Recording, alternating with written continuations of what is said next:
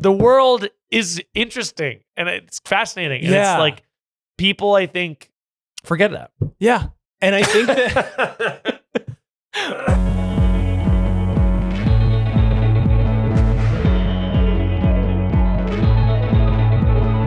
welcome to Shoulda Books, the podcast about all the books you should have read by now. My name is Jonathan, and this is the first episode in the new weekly format of Shoulda Books. This is where I bring on a guest and I talk to them about the 3 books that they think everyone should read. And for my first guest, I brought on YouTuber, creator, podcaster, actor, incredibly creative and talented person, Miles Bonsignore. So Miles and I met when we were both working at the Try Guys. He started about a year before I did. And right away, as soon as I met him, I realized 2 things. 1, he's one of the funniest people I've ever met. And 2, he's also one of the kindest and most thoughtful people I've ever met. And I think both of those sides of him are on full display in today's episode, which we will get to in just a little bit. But first, I want to do a little bit of housekeeping. So if you enjoy this show, go ahead and leave it a review and like and subscribe and all those wonderful things. It really helps out. Second of all, the Shoulda Book Club. If you are interested, we are doing Isabel Allende's I don't have the number in front of me. It's from the 80s, The House of the Spirits. It's an incredible book. I have really, really been enjoying it. It's also incredibly relevant, given what has been happening in the news lately, especially in regards to American involvement in the affairs of South America.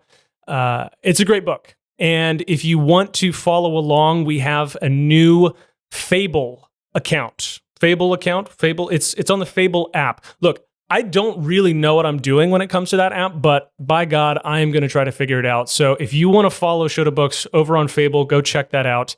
And we're going to be going through that book through this month. And at the end of this month, on January 31st, I'm going to put out an episode about The House of the Spirits. So stay tuned for that. That'll be January 31st.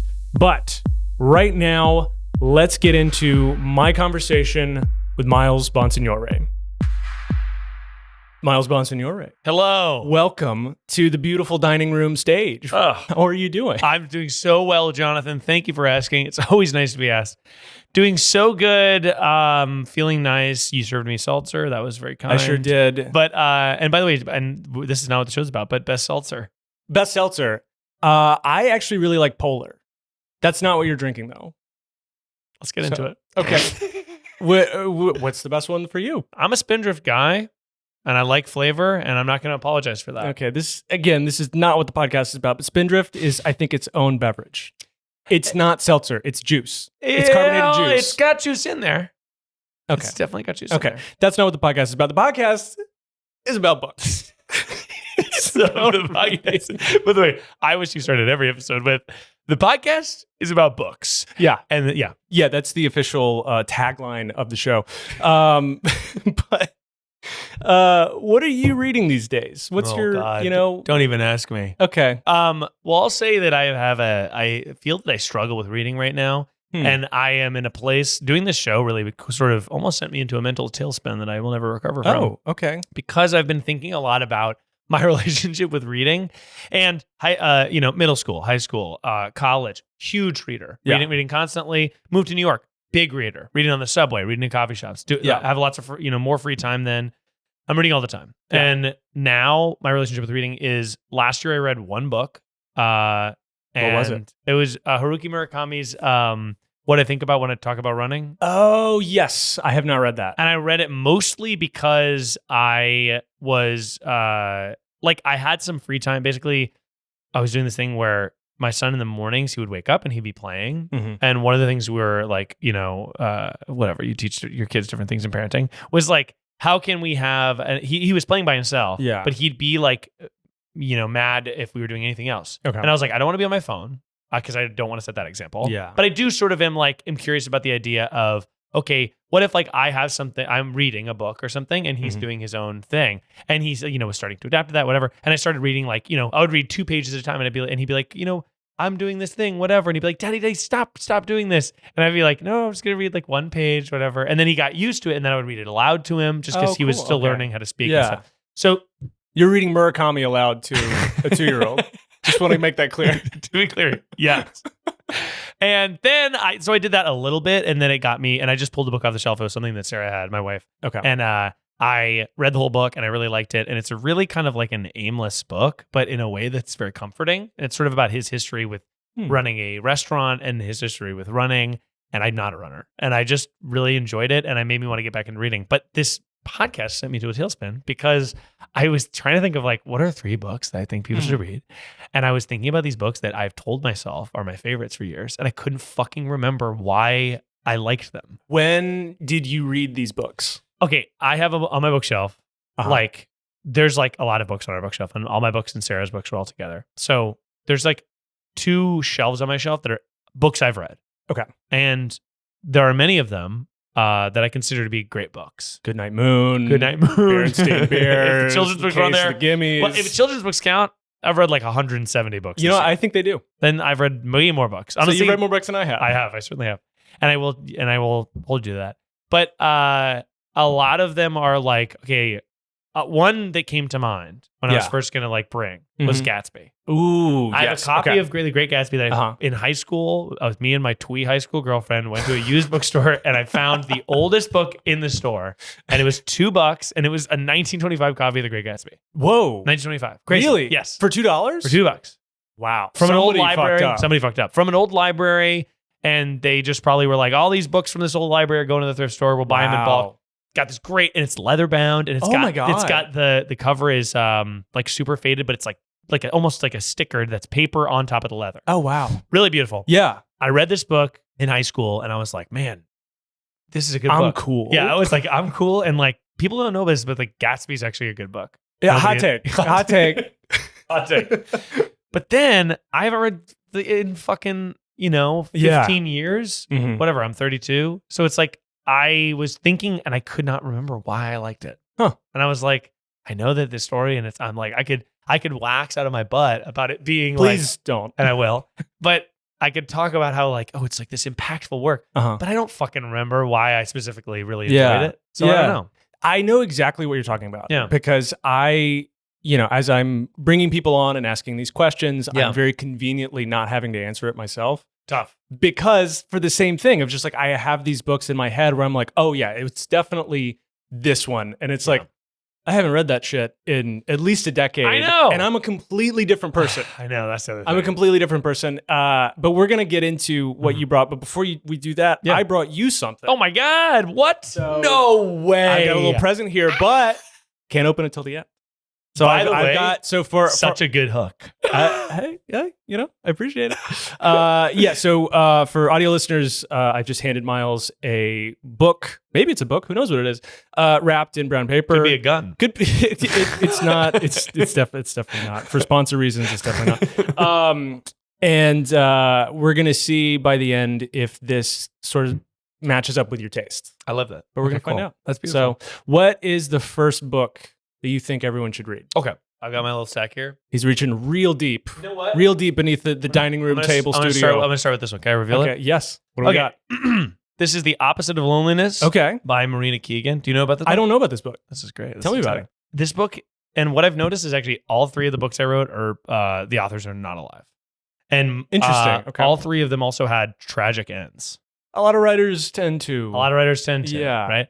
Marina Keegan, was and I'm going to read the back here as if I'm that's cheating.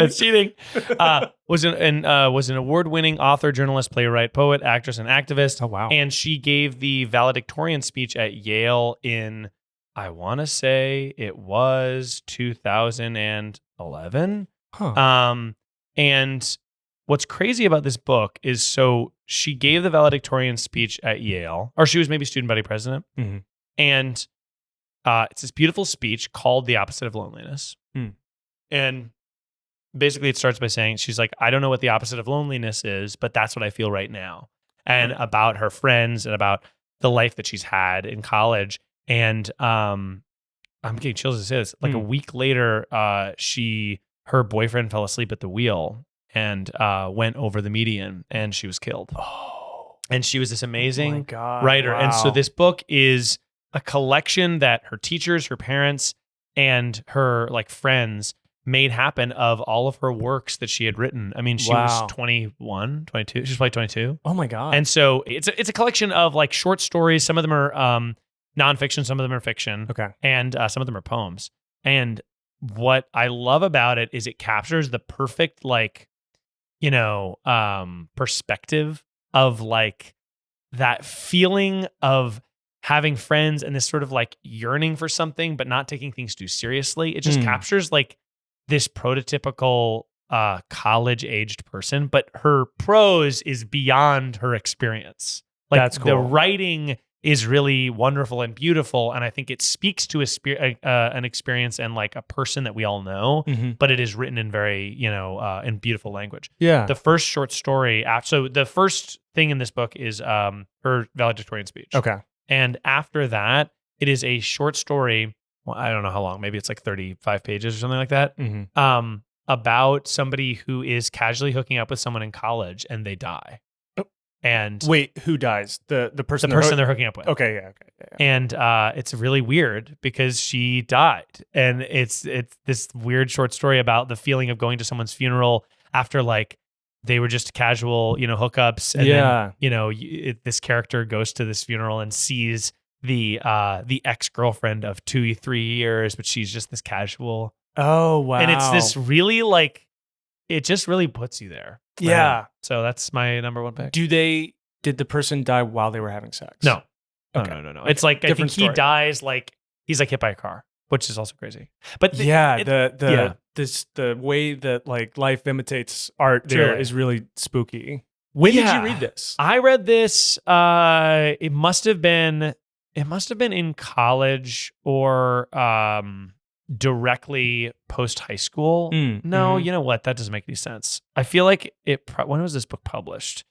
This book she died in 2012. So it was in 2012. So I must have read this in college. Huh. Yeah, because it was published in 2014, either college or right after college. And I think it gave me also hope of like in college you read a lot of clunkers. You read a lot of like old male writers who are stuck in their ways and have like a real grizzled, pessimistic view of the world. Yeah. Even the ones that sort of seem like they're optimists have like a very like sharp perspective on people. And I really like this book because she views people so hopefully and so in such a lovely way. And like there are flawed characters in this book and the different short stories that she has, but I just feel like it's this level of optimism that I really love. And that's actually a common theme, I think, in all three books that I brought. Okay. You're not going to like the one that I brought. No. Actually, it's Bukowski. Okay, readers out there. I'm going to be doing only literary reference jokes. This is the place for it.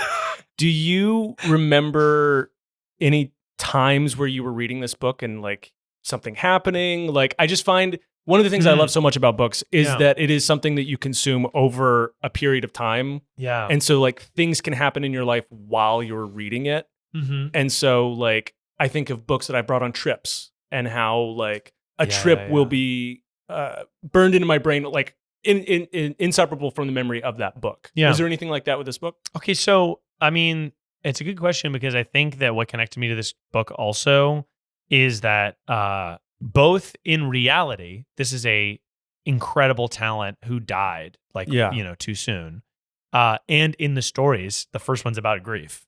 I have a lot of connection with stories about grief. Yeah, and so TLDR. When I was 17, my brother died of brain cancer. Then when I was in college, I had one of my close friends was hit by a train. Oh my God. And killed. And then like another kid from my high school class, like my sophomore year of college, like was in a climbing accident and died. So like I just had like lots of this sort of like grief feeling and not knowing what to do with that feeling. Yeah. And I think that this book made me feel seen both in the tragedy of like, I don't know, this is real weird to talk about, but like just this author who had like made this beautiful work and then died unceremoniously and how sad that was. And reading it made me be like, there is this beauty that this person put into the world. And and then also like, I think her thoughts are so hopeful and it kind of pulled me out of that. But I wonder, cause it's in the, how she died and that she died is talked about very minimally in the beginning in the introduction. I only know that cause I looked it up after. Oh, okay. Gotcha. But it intros with her parents, or no, it intros one of her professors. Yeah, it's like one of her professors talking about how she was like this kind of like happy-go-lucky student, like emailing her and insisted on being in her class and whatever. I'm really curious to read this because I think that especially college, like there's so many books about that time in life because I think it's very easy to romanticize it completely after the fact. Yeah, you know, like I had not a great time in college, and I still romanticize the shit out of that place. You know, because I was young. You know, and so, but sounds like maybe unlike this, the stuff that I wrote in college was pretty bad. My God, the shit I wrote in college was ass. Yeah, so I'm really curious to see, like this thing that's an artifact of someone's youth that was written during it. Yeah. You know, instead of like looking back. Yeah. Which is, I think, what drew me to it too. I was like, she's my age. Like, I think that it made me feel hopeful also about like, she's leaning into the things that are normally taught to us as like limitations. Like her being really young, her feeling emotionally fragile. Like that's all in there. And it feels like it helps the writing. Yeah. And I think that, you know, I'm sure that, you know, there are a lot of literary professors that roll their eyes at being like, well, you guys don't know anything, so how could you write it? You know, it's like almost that thing. And seeing someone that's like has this hope. Don't do that. Just sorry. Love that. And don't do that. But has this hope, which is really like, I don't know. Yeah. It opens something in me. What do you think is the opposite of loneliness? If you had to try to define it. It's a really good question. I think the opposite of loneliness is love, probably. And like, I think that's kind of the point she makes in the speech is that like like you're just searching for this feeling, and it's almost the reason I think it's phrased that way, the opposite of loneliness, and like it's this thing that you have to kind of all of a sudden like zone in on it and see that it's happening. And I think that that's true about really positive emotions. Something that people say about parenting, which I don't know if it's necessarily true, but they say like you've had hard times, or like the reason you hear about people having a hard time parenting is because it's really easy to describe the challenging things. I'm really tired. My son had a tantrum, but it's really difficult to describe this indescribable feeling of love and fulfillment you get from children. And I think I have found that to be true, where it's like, oh yeah, I just feel changed, and I like look at my kids and I feel like love. But you don't, but it's more than that. And I think that is maybe what she's referring to. Just this like feeling of like, oh, I almost have to like look around and be like, notice this. Oh, this is what the feeling is. Yeah. You know? It is tough to describe positive emotions without sounding corny. 100%. You know, I think that writing, typically, literature, I don't know. I think there's a lot of literature, and maybe I'm speaking out of my butt, and I'm waxing my butt. I said, you asked me not to. I think a lot of literature has like a, like it's almost cringe culture before cringe culture. You know what I mean? What do you mean? Like Holden Caulfield being the best example of someone that's like cringing at happy people. And it's like, fuck off. But I think there's a lot of examples of like, you know, the like, oh, look at all the happy people with the capitalists. They're all walking around. Like, you know, it's almost like, and even like, I fucking love David Sedaris, but like the Holidays on Ice, it's like describing in a very funny way, this like, you know, the melancholy of the mall around Christmas time. Yeah. I was going to read that this holiday season, but then I lost my copy of it. Holidays on Ice. It's great. On the move. It's a great book. It's a great little book. I think a lot of writers start writing because they're hurt. They're angry about something. Correct. I agree. I feel like if you're soup, and again, now I'm waxing out of my butt. Yeah, but hey, don't do that. I can do that. No, I can do that. it's my here in the beautiful dining room studio. I think if you're like a super happy, well-adjusted person, those folks generally don't write. as much. Or they don't feel the need to express that in a way that needs attention. Yeah, because I think that like the act of writing is I'm gonna get really fucking pretentious here. Like I think it's a reaction of like against the fear of death. Mm-hmm. You know, because like you're trying to create something that's going to outlive you, right? And you're trying to create something that stands the test of time and that says, "I was here, I was here," and like that need to feel like you proved that you were here. I feel like I don't know. I'm like I don't want to make it. It's sound a dark like, emotion. Though. Yeah. Like I just think that like I don't write as much as I used to, and I'm a lot happier than I used to be. That's so interesting. And that's probably true for me too. You know, and it's like when I was like in my early to mid 20s, I was really, really depressed and not going to therapy. Yeah. And I was writing like crazy. It's a really good point. And it wasn't very good. No, I don't think it was very good. But I was also doing that though. Like I just remember writing like just fucking stories about unhappy people. Yeah. And like there is a romanticism that I had about that point in my life, just being like, just a character who can't get it together. And like there is something cathartic about that. But again, one of the reasons I like this book is it feels like it's like romanticizing the opposite thing. Yeah. And she's not like naive. I mean, parts of it maybe are. Yeah. But romanticizing joy and hope is something that I don't think you see a lot in literature. Yeah. You know? No. And there should be more of it. Unless it's Eat, Pray, Love. And eating and praying are also, I guess, that's the book that's in. And that's the book that's in. If you give me Eat, Pray, Love, I will read it.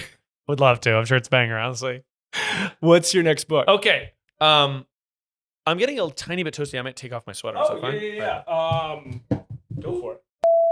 Okay. Haters in the comments are going to come after me. What do we got? The Bible. Can you imagine? No. Hell yes. We've got boom. Kitchen Confidential by Anthony Bourdain. Mrs. Anthony Bourdain. Mrs. Anthony Bourdain. I presume. I love this book, but it's your book. You brought it in. Take it away. Okay, I love this book. And,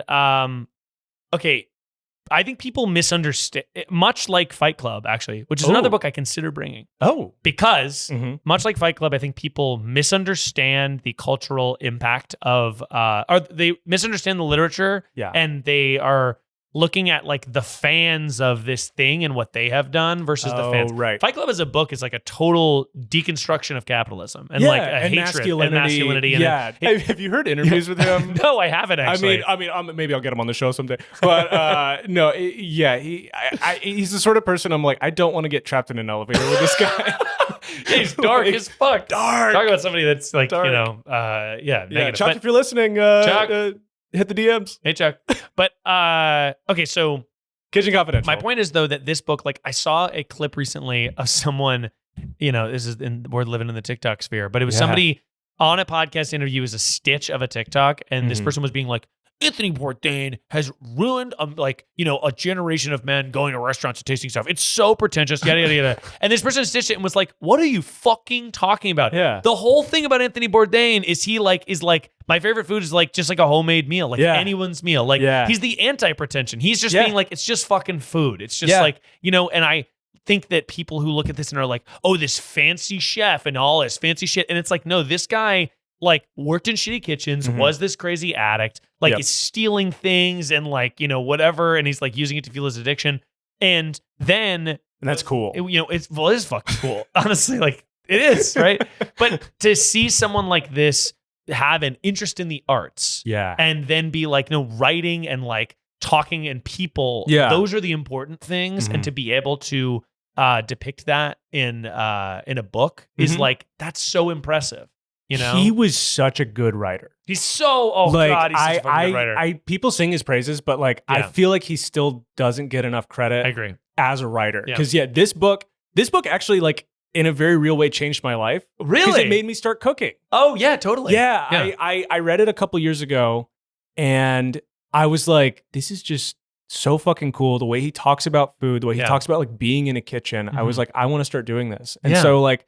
I really enjoy cooking now. Yeah, that's great. And it really started like because of this. But it's what I love about this book is like, you know, he really he loves food clearly, and he talks about it so much, but he also just like talks about the shittiest working conditions and like working in some fucking shitty restaurant and like some guys like shoving you and like there's one moment from this book that I really love where he's working with this chef. I don't remember his name, but I feel like it's something along the lines of Bubba, right? And this guy, like this huge hulking man, you know, Anthony Bourdain like burns his hat. He's training. He's like at a restaurant. And he like burns his hand. He's like, oh fuck. And the guy, no glove, picks up this scalding hot pan and just holds it up, being like, I'm fucking made of metal. Yeah. Like just so much scar tissue on his hands. so much scar tissue in his hands. He can't even feel it. And it's like, and this guy, like, you know, I would imagine most of the characters in this book are dead because they just are all these like, you know, Anthony Bourdain included, right? Like tragic end. But I love his writing and I love his world perspective. And he's somebody that loved people and like genuine honesty, I think, above all else. And I think that really comes through. Yeah, I think that the way that he moved through the world is something in some ways I want to aspire to. Yeah. Where like he loved like the people who most people just like breeze right by. Yes. You know, like he loved, there's like a genuine love for like the people who worked in kitchens and like actually make the food and stuff like that. And I love that like there's a segment in here where he's like, Henry Kissinger is not allowed to eat at my restaurant. Yeah, dude. Like, because he has this moral compass where he's like, he really likes people, and he's like, he's a what's it called? He's a shit starter. He like calls bullshit on a lot of stuff. Yeah, and I think that you know, normally maybe a character like that would bother me. But I think because it comes from such a genuine place of love for people. And like, he's calling bullshit because like, there's a lot of shit that's just fucking bullshit, right? And there's a lot of like, especially in the restaurant world, are like fancy people in their fancy suits. And it's just like, no, the real people who like have interesting stories who are like worth a damn are people that know how to like have knife skills, that are working in the back of the fucking kitchen. They're working their asses off, you know?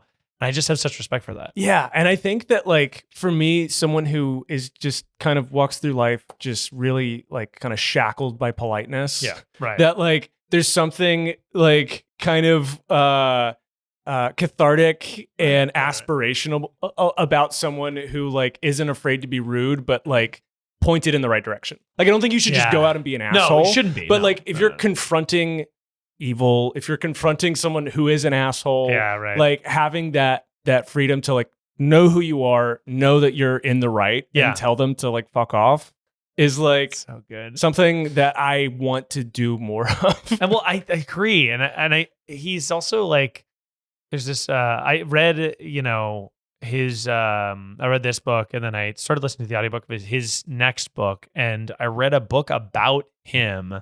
His director wrote a book after he died about directing his shows. Yeah. And it was about basically just like how he was off camera. And he was this guy who really cared immensely, but he was just so fascinated about, you know, like, you know, people and their culture and, you know, bringing them in and talking to them and people who worked with their hands, whatever. He had this one story that sticks in my mind for some reason of they were about to shoot this video. I don't even remember where in the world, somewhere, you know, more remote than America. New Jersey. Yeah, it was Jersey. And it was in a fucking Philly cheesesteak place. But Anthony finds out 5 minutes before they shoot that the guest that they have booked who owns the restaurant is someone that like basically backstabbed the rebels that were currently trying to rise up against the regime in that area. Oh, wow. And he's pissed. And he's like, I'm going to fucking talk. I'm going to bring it up.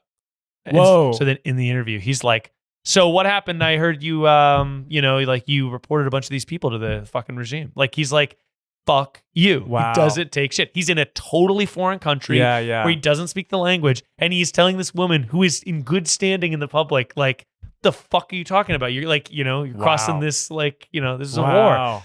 I just have such respect for somebody that has, he's the people's, you know, voice in so many ways. And, you know, he always talked about also like in interviews and stuff, like, I can't believe, like, you know, he's like, here I am on fucking television. Like, who let me on television? He's like, I'm just like, I'm an addict. I'm like, you know, this guy who's worked in the back of greasy kitchens. I just think that that's the type of voice that you want. You know? I agree. I do think, circling back to something you said kind of when you were introducing this book, like, I do think that a lot of his fans are annoying. Yeah.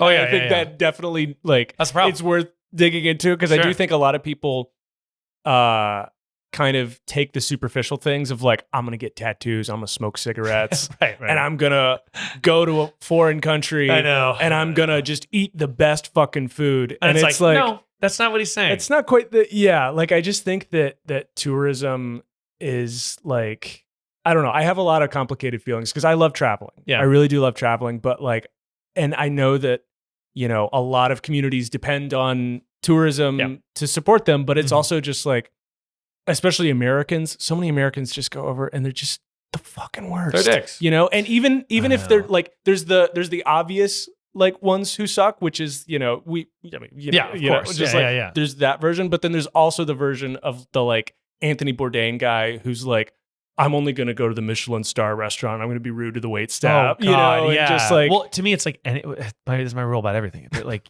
if you're going to travel, you have to like really not be the center of the universe. Like, go to the place. It's not really about you. Be really thankful. Be like appreciative. Be kind. Yeah. Like, this is rules for everything. But like, the reason that Americans have a bad reputation in other countries is because they go and they are not appreciative. They are not kind. They are not considerate. And it's like, wow, what a basic human thing to do. Yeah. Like, what an easy bar to clear. Yeah. You know? Yeah. You could just go and just be like, and what is this? Like, I'm curious. You know, whenever I've traveled, anyone who you are kind to and ask genuine, thoughtful questions to is so psyched to show you, you know, where they live. It's just like, unless you're in France. They hate me.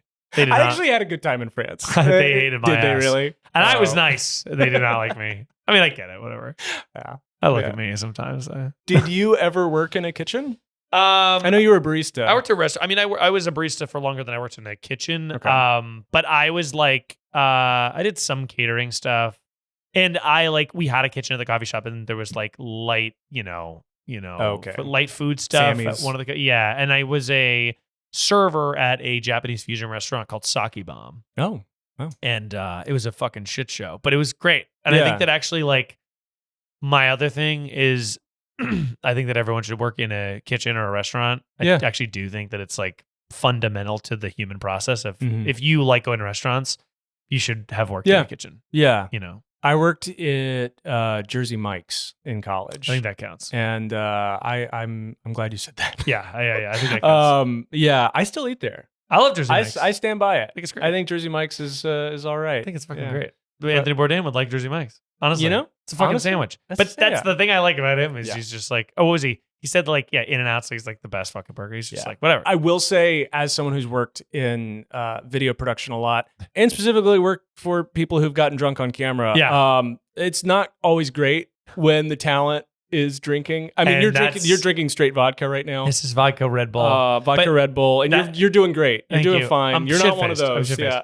By the way, getting drunk and talking about books is kind of great. But you want a beer? I got a beer. I'll fucking drink 4. Okay. But the in the book by his director, they talk about like that idea, just that he would get like pissed, he would just leave set. He was like, yeah, that's annoying. He's a troubled guy. But like that's the thing is like, you can take the Bourdain out of the kitchen.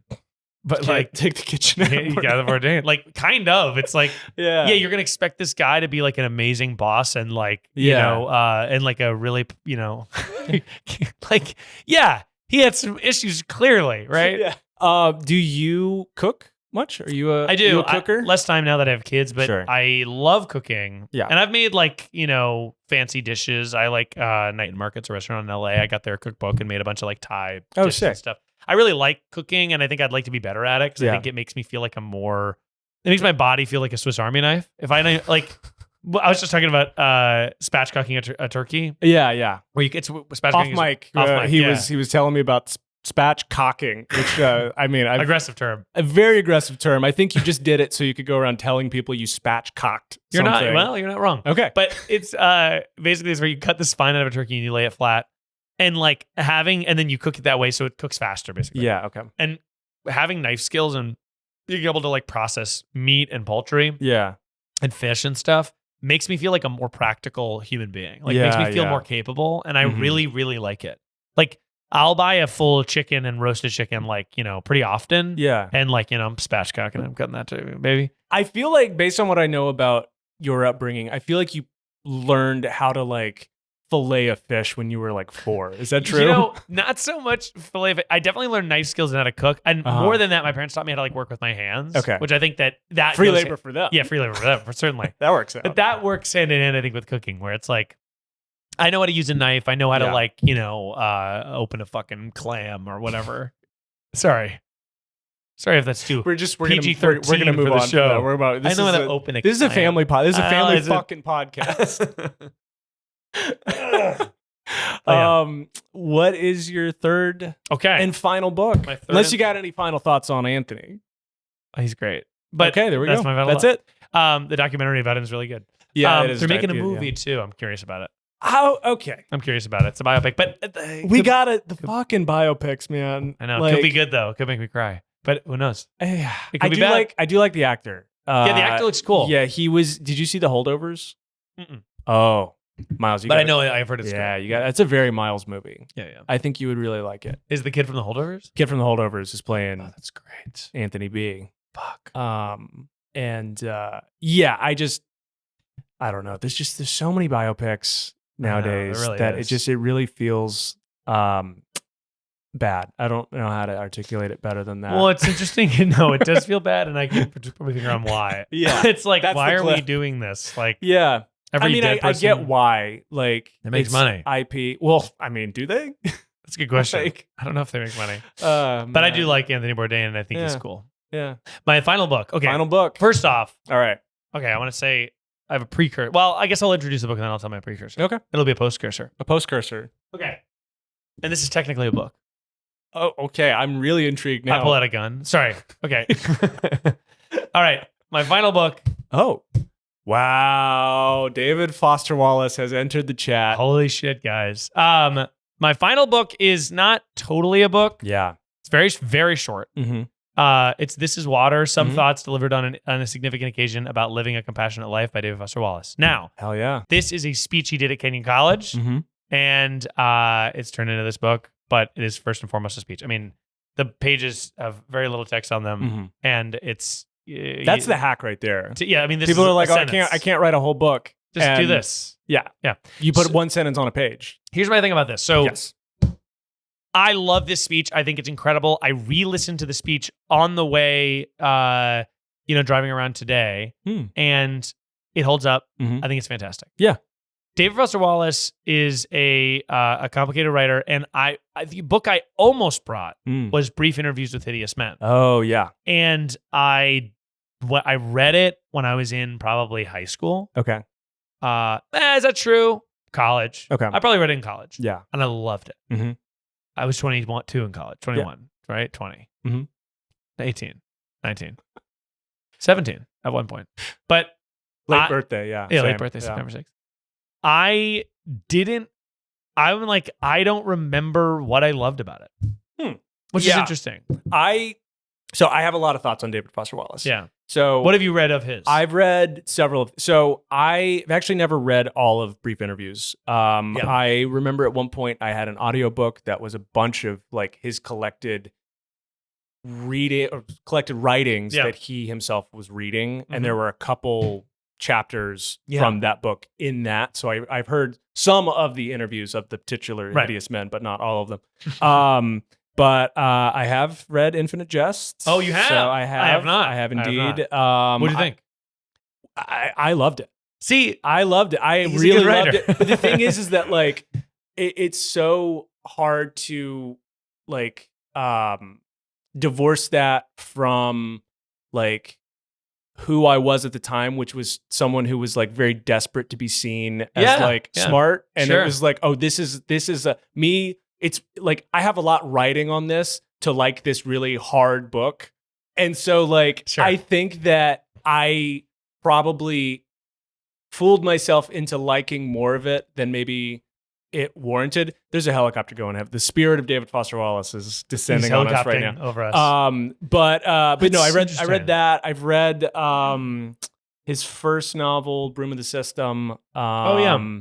I own Infinite Jest. I think I own 2 copies of it. And I own The Pale King, which is his unfinished book. Well, what's great is that you have small children, and sometimes they need like a little booster seat. Exactly, and those are huge fucking books. You're going to get lot of lift out of that. I know. I've probably read 27 pages of Infinite Jest. Yeah. I've tried. It's tough. I wanted to, and that's the problem with Infinite Jest is actually that I was thinking about this before. I think that like great literature, there should be an accessibility factor to how good it is. Mm-hmm. And I think that like literature is notoriously difficult. Like to read a classic in some ways means you're reading a different language. Yeah. You know? Yeah. And I think that Infinite Jest does not pass the accessible. Like it is so difficult to get through 1,000 pages. It is so difficult to fucking page through the end to read the footnotes. It is a chore. Yeah. I've heard it's great. Yeah. And I think that, and we will get back to the book that you brought up. Exactly. But I think that, well, first of all, I just want to say that like he did a lot of really fucked up shit in his own like personal life. And he would, if he was alive, he would like 100% would have gotten canceled. Was there like stuff with women? Yeah. Yeah, sure. Yeah, he was like obsessed with the writer Mary Carr. They had like a fling at one point, and then he became like a stalker of her. Yeah, and like horrible. I think she filed like a restraining order against him. Jesus, and like all like so it was really interesting. So he ended up unaliving himself in 2008, I believe. And Mary Carr wrote a poem about him. And the famous line from it is every suicide is an asshole. Wow. And Holy it's a chilling poem. Oh my God. Because like this was a man who like really fucking made her life hell for like for years. Oh, that's so interesting. And she wrote this poem. I can't remember the name of it. Maybe I'll put it on screen right here for our YouTube watchers. What's up, y'all? What's good, guys? But audio listeners, I like you too. But you can rest easy because he is dead. He's dead. You can enjoy this. But I think that he was really great at tapping into what it felt like to be alive in the modern age, in the information age. Yeah, he was, I think, like a very necessary voice. Did you see the movie? So the reason why I even got into him was the Jason Segel movie. I watched it on a plane, and I was like, "Oh my God, I want to read more of this guy's stuff." And so I started with some of with his short story collection, Oblivion. Yeah, I read Mr. Squishy. Yeah, it was the first thing I read of his, which is about a focus group for like a Little Debbie type cake, and it's like as that's happening, someone's like maybe doing a terrorist attack on the building that the focus group's happening in. And I was just like, I was so transfixed. I was like, what is this? I didn't know that writing could be like that. I think that's the other thing that I like about his writing. And what I liked about Brief Interviews with Hideous Men is it made me want to write. Like, I think that reading his stuff makes me, like, he's such a good, like, at giving you the time and place and sense. Yeah. Another David Foster Wallace thing before we get into This Is Water. We will get so into it. Which is just in the city. We're going to get so into it. I mean, it's not very long. But the John Krasinski on season 2 of The Office. Oh, yeah. Bought the rights to Brief Interviews with Hideous Men to make an independent film. Uh-huh. And it is a really weird, kind of awesome, like scrappy indie starring John Krasinski. Mm-hmm. Well, it's not, John Krasinski's a character in it, but he directed it. And it is about a woman on the verge of her husband cheating on her, interviews these men to find out why men are so horrible. Wow. Okay. And it takes this thing that does not have a through line. Yeah. And puts a through line through it. Oh, wow. Okay. And it's I think it's really good. And I think that John Krasinski does like one of the greatest monologues ever in the end. Oh, wow. Because he's one of the men. Yeah. So I knew good. that he had made that. I've never actually like sought it out and watched it. I think it's a good movie. Well, I mean, I haven't seen it in a while, so it doesn't hold up. That's fine. But that's the thing is like, Dave Foster Wallace is also, and I like, obviously, it sounds like he's a bad guy, but I think that like, he really spoke to me at that age of being like, something is wrong. Yeah. It's almost like the precursor to That Funny Feeling is David Foster Wallace's writing. Oh, Bo Burnham. Yeah. Oh, Bo Burnham is like clearly somebody that an acolyte. Yes. Of That Funny Feeling is about this idea that something is fucking wrong and we are not talking about it. And that is all of David Foster Wallace's writing, of just the idea that like something is wrong. Like, why are we not looking at this closer? You know, like, yeah. Well, I mean, I think to tie it back to the first book you brought in, like he wrote about the opposite of loneliness. He wrote about loneliness. Yes, he wrote about like how America in particular is like so corrosive to the soul. Yeah. And just how everything that we come into contact on a day-to-day basis. In his day, it was like advertiser. It was like TV. And it was TV. But he's talking about TikTok. Like, he is. You listen to the thing. He has a quote in the movie where he's like, the movie is Jason Segel and Jesse Eisenberg, and then Jesse Eisenberg plays a reporter, and whatever. Jesse Eisenberg plays Jesse Eisenberg. Let's be honest. He's the best. Yeah. But in the movie, he has a thing that he said, because the movie is based entirely on recorded tapes. Yeah. So the things that they say in the movie, they said in real life, most of them. And he's like, it is going to get easier and easier to sit by yourself and be satisfied. Like basically the idea that like, and it's like, that is so much more true now than it was then. Like there's an incredible quote from Timothy Leary, who was the fucking LSD guy in the 60s and 70s. Some people think maybe he was a CIA operative. That's a fun rabbit hole you can dive into. But anyway, he was talking about the MIT computer lab in like the early 90s. And what he said was, he was like, and I'm going to butcher it. He was like, they're trying to recreate the womb. That's the world that these people want to create. Yeah. And I think that like, that is the world that like capitalism and like specifically tech is like pushing towards, is exactly what you're saying, is sitting by yourself in a room with all of your physical needs met. You can sit in your room and have DoorDash bring you, you know, and just GMO garbage. Yeah. And you can like, you know, entertain yourself with 10,000 different channels and podcasts and episodes of Shoulda Books. And you don't have to leave. And you don't have to leave. And what's great about that too is like now, especially with TikTok, like you're going to feel surprise. You're going to feel humor. You're going to laugh. But it's not real. Yeah. It's like a simulation. You're like scrolling and you're like, wait, what? Like, why do I feel like, you know, it's that like funny feeling. That funny feeling. Yeah. Like, why am I so lonely? Yeah. But like, I feel like I am. It's like tricking your brain into interacting. Yeah.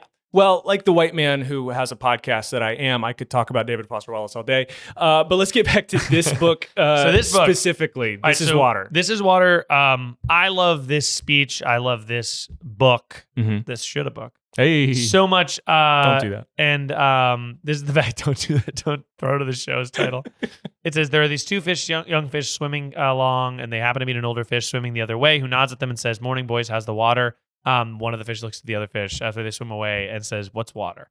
The whole premise of this thing is that he's talking to Kenyon College, and he's giving them basically like, you are about, for the first time in your life as college graduates, to be subjected to the banal, petty, you know, humdrum of life. And the first choice that you get to make is how you feel about it. Yeah. And he basically describes the situation of like, you know, you're on your way home from a long fucking day and you're so tired, and you realize on the way home that there's no food in your house. So you have to go to the grocery store and everyone's screaming, and there's a fucking kid, and there's a cashier that's not having enough lanes open, and she's exhausted, and you're like, why won't this fucking go any faster? And he's like, this is water. Like, look around you. This is all there is. And your first thing, like as a college graduate, and like the beauty of education is you now get to choose.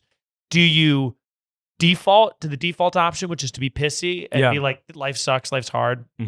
Or do you choose to look at it as this beautiful thing of that every single person in front of you is their own person, that maybe the cashier is moving a little bit slow because she's exhausted from the night before and her husband has lung cancer and she's been holding his hand all night. Maybe like, you know, the person in front of you in line who's tapping their pen is like, you know, suffering because they're on the verge of taking this amazing test that will change their life. Like every single person, basically, like you are not a main character in your story.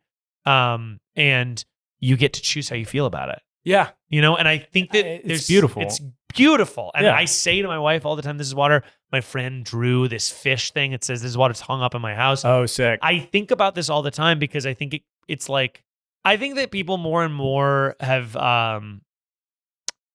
become enabled to complain, which can be good. Yep. Complaining can make people feel seen. Mm-hmm.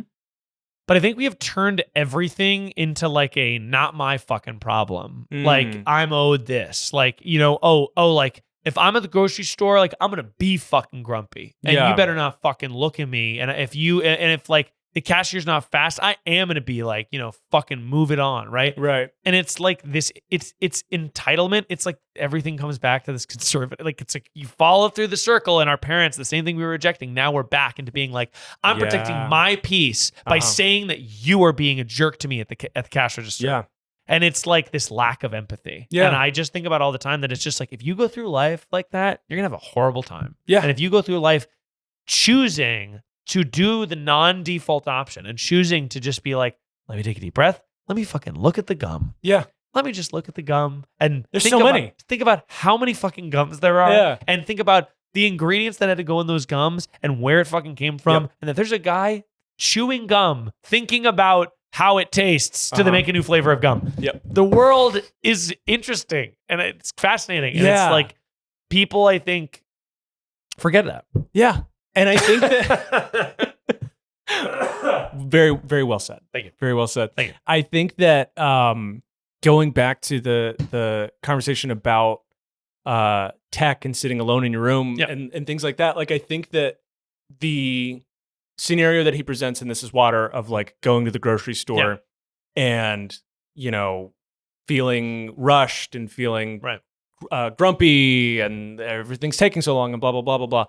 And I think that we as a society have chosen to eliminate that problem because like that's what something like, Amazon delivery overnight, DoorDash, whatever. And like, look, I've used these things. Oh yeah. Like, of course it's more convenient sometimes, is great. Yeah, sure. But like it is, the friction is what like gives life the spice, and one of the nice things that I totally agree with that, by the way. And I think that adding friction to your life is actually fantastic. But he actually says in this speech, he's like, I don't want it to seem like I'm, giving moral platitudes about you should or you should do anything. He's like, I just am saying that there's a choice you have. And he's like, and most of the time you're not going to want to, you know? And he gives the out too. And I think that's why I like it too. Cause he's not being like, come on, everyone, like, let's be a big positive thing. He's saying like, there's a choice there. And like most of the time you're not going to feel up to it. Yeah. But if it's there, if you want it. And I think that that's so true. Yeah. And I just like,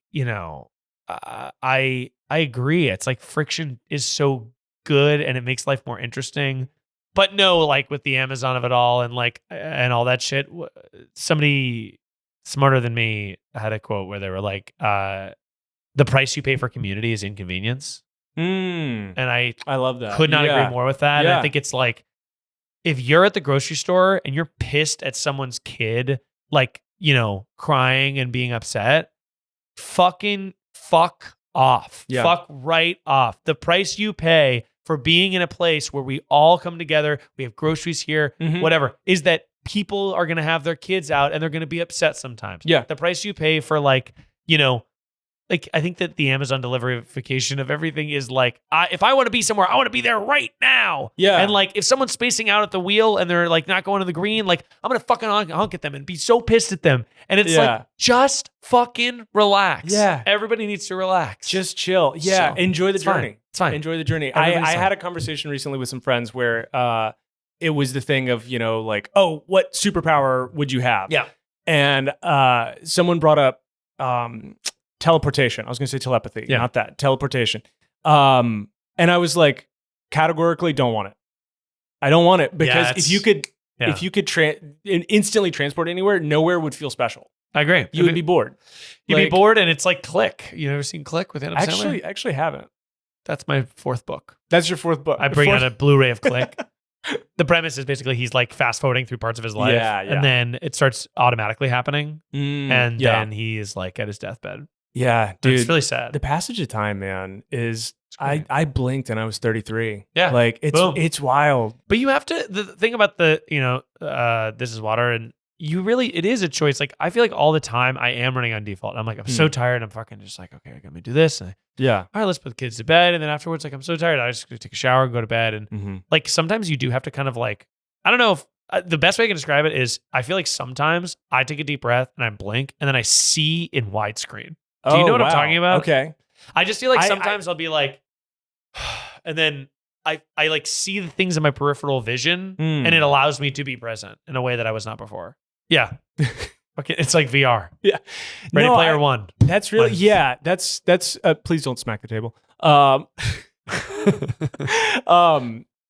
Yeah, I have moments like that sometimes where it almost feels like waking up. Yeah. Where you're just like, oh, this is my life. Yeah. Like this, what is happening? You and I are recording this podcast right now. Great. Like our life isn't happening somewhere else. It's not gonna happen. It didn't already happen. It's like this, it's this thing. It's right this now. thing like, right here. Yeah.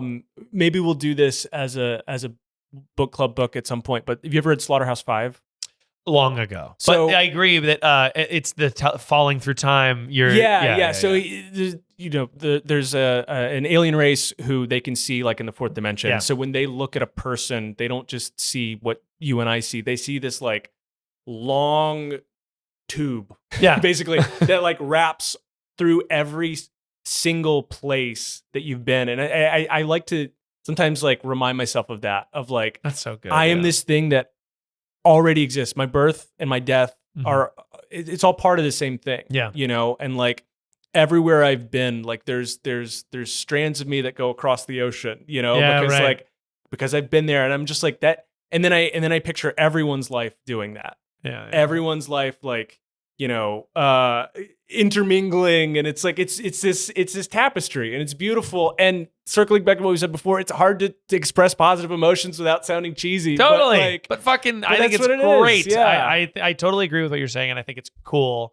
And I think that there is a if people don't want to like express positive emotions because I think they're afraid of being like, it's this cliche. As by the way, one thing I have found is like as my life has gone on, the moments where I've read real breakthroughs are cliche, are like trite, because you hear about them in like movies and television, and you're like, oh yeah, there it is. And then it's like, I get it. Yeah, this character going through something, and then when I go through it, I'm like, oh yeah, there it is. Like being a parent was definitely that way for me. Like it's all a cliche. You're like, oh yeah, everyone, like everything people said about this was right, and that's like almost embarrassing. It's annoying, but it is like. I think about that a lot too when I think of like, oh, what would you tell your younger self? Right. Because like, younger me needed to hear some things. But the thing is that like, I wouldn't have listened. I needed to go through anything myself. that I could go back and tell, 22-year-old me who's lugging a copy of Infinite Jest to the laundromat. I will say this: I've never been stopped by so many middle-aged men before than I have than the like 7 months it took me to read Infinite Jest, because I started reading it while I was a production assistant on Vanderpump Rules. Oh yeah, that's great.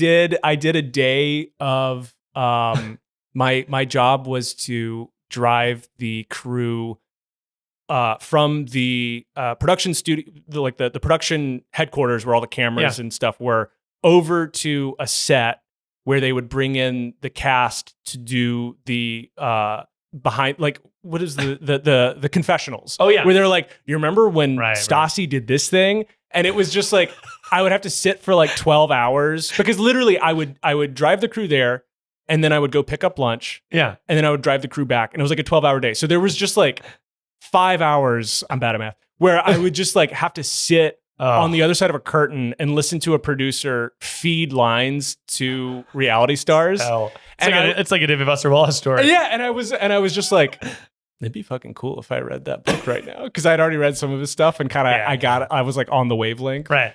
And I remember the one of the producers was like, "Oh my God, that's my favorite book," and I was like, "Brother." Oh yeah, I brother. wonder how you feel. Yeah, right. Oh So, yeah, this is like just we're living like- in hell. We're making reality television. reality television was just something that he like railed against Yeah, so hard. totally. And I'm so curious like what his take on social media would be.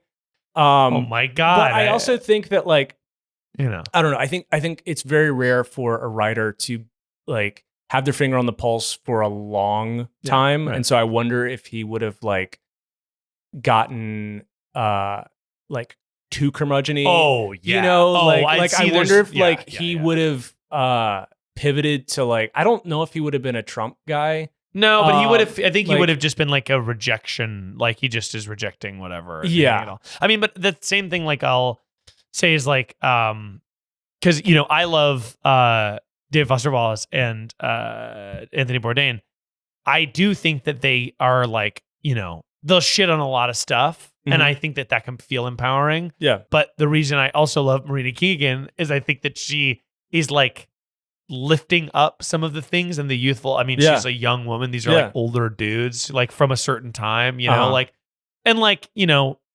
also think that David Foster Wallace like shitting on, maybe he would have shit on social media or whatever. But like there is joy and beauty that can happen there. Absolutely. Too. It's like at least how I feel. It's not. Yeah. I mean, it's not binary. We're sitting here talking on the internet. Exactly. But it's the presence, like the things that I want to translate to the things I do, like in a digital world, are like I want to be present. I want to choose. I want to like focus on real people. I want to, whatever. Like, even though these guys were shit starters, it sort of is like they have messages you can take out of that too. Can I admit something kind of embarrassing? Would love to too. I came so close to getting "This Is Water" as a tattoo. By the way, I would have thought that was sick. And I would not, if you had a "This Is Water" tattoo, I would be like, that's awesome. I would not think that that's lame. Yeah, I would have. I'm glad I didn't. Brother, people have fucking like Marauders map tattoos. Like, if you got a tattoo about staying present, I think that's fine. Thank you. Yeah. Yeah. But I walked into, my sister and I were like on a whim, we're like, what if we got tattoos? And she was going to get something else. And I was like, I'd been wanting this tattoo for a while. We walked into the parlor and they were like, it's going to be an hour wait. And we were like, nah, we're good. We're good. Thanks so much. And we left. A book I'm reading currently, actually, because again, I'm trying to get back into reading. Yeah. I read, by the way, I almost brought a manga or a graphic novel. Oh, sick. Okay. Because I actually read a ton of those. Nice. If those are included in my books, I read all of Shaman King last year. Okay. Which is like, I think it's like 32 books. Okay. So like, I do read a lot, but they're graphic novels. They read quick. They count. They count. Yeah. Thank you. Me telling my mom that when I was a kid. I was on a podcast and they said it counted. They said it counted. But I'm currently reading Crying at H Mart. Oh, I want to read that. I like her music a lot. I don't know her music at all. Yeah. I think she's a really good writer. And I'm like halfway through. Yeah. Similarly, like About Graves. Michelle Zauner, right? Yeah, Michelle Zauner. Yeah. Japanese Breakfast is her musician name, stage name. I'll say, don't do that. I have an obsession with buying books, and I'm trying to curb this because my bookshelf is also full of books that I bought at like the Strand in New York, or like great bought bookstore. at like Skylight here. Like I just so many good bookstores. Almost as good as the Strand. Almost. It's not quite there. But we love you, Skylight. Love you, Skylight. Stories in Echo Park, but not as good as either. But I do love bathroom. Your great bathroom. I love buying books, and the problem is I'm now like, Miles, you need to fucking stop buying books until you read more books. Yeah. I can't keep buying books. It's I'm stolen the valor. same with you. I'm saying with you. Yeah, it's stolen valor. Stolen valor. I like to think that there's like some osmosis that happens of just being in the presence of them. Like I'm gonna gain something. Yeah, I like that. But speaking of gaining more books, yes! Let's open this book right here, Holy and shit. you tell me if you think it's something you're gonna. Okay, he's sniffing it. He's making it Sniff it? weird. Let me see this. Here we go. Ooh, okay. Sniffing that book, sniffing that. Hey, that's that me espresso. Okay.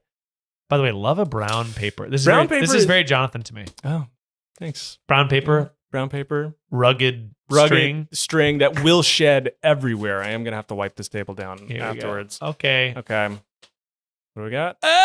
Okay, George Saunders. Hello. You know what? I've never read George Saunders, and I've always wanted to. Wow. Okay. Yeah, this is Lincoln in the Bardo. This is his to date only novel. So he's a short story writer. Yes. He's written some really fantastic short stories. He's one of my favorite writers. This is awesome. This book is I'm gonna love this. so it's about Abraham Lincoln, Yeah. vampire hunter.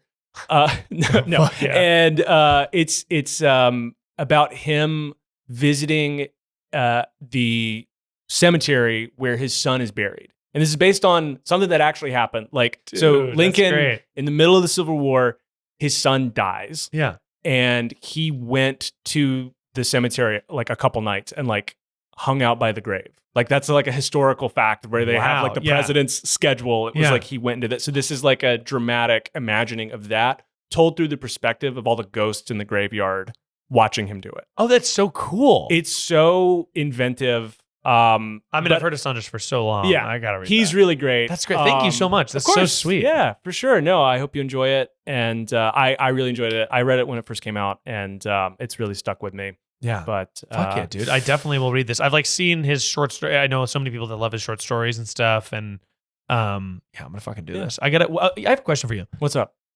How dare you? No, my question. When do you read? Oh, And where? Yeah. So right here. And by the on way, this you should table, ask your guest this. Okay.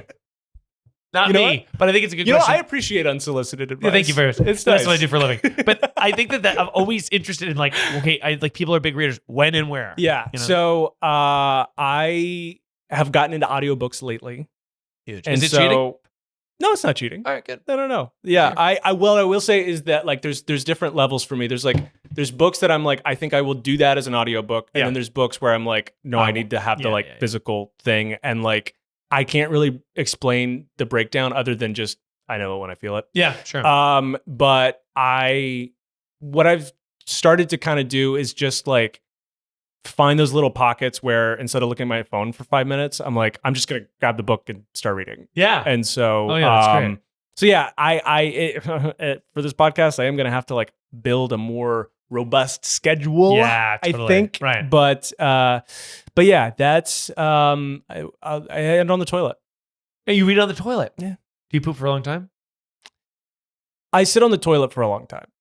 But the business is done. The business is done. There, and I'm just like, you know, you're not ready I'm just to leave. there and I'm like, this is a good chapter. And then I stand up, my legs don't work. Yeah, that's so seems brutal. But that's what I'm working on it. I'm trying to you don't read in bed. Do you read in bed? No, not really. See, that's in my mind like where reading is supposed to happen, but I find it so hard. I get too sleepy. I get too sleepy. I get way too sleepy. So like I should be reading like during the day, arguably. I should be like an hour. I'm under sitting a tree. Inside. Sounds great, honestly. Honestly, that sounds amazing. Or in the just window. Like sitting, like yeah. a little, come on. A little nook. Man, a steaming cup of tea. Cool. A nice glass of vodka like you've got right steaming there. cup of perfect person coffee. Hey, yeah, and that brings me to my last point, Miles. Where can the people find you? What do you got to plug? Yeah, what are you baby, plugging these you days? can find me at Miles Bond on everything. You can also listen to my podcast, Perfect Person. And if you like drinking coffee while you're reading your books, you can go to perfectpersoncoffee.com for that good. Hell yeah. Yeah, baby. Hell yeah. And stay tuned because Miles and I made a little short film. Yes. Oh, I'm so excited for people to see that. That's great. You know, coming to a festival possibly near you at some point. Maybe? Burning Man. TBD. We're playing Burning Man, actually. Thank you for watching. Thank you for listening. Thank you for everything. And keep reading.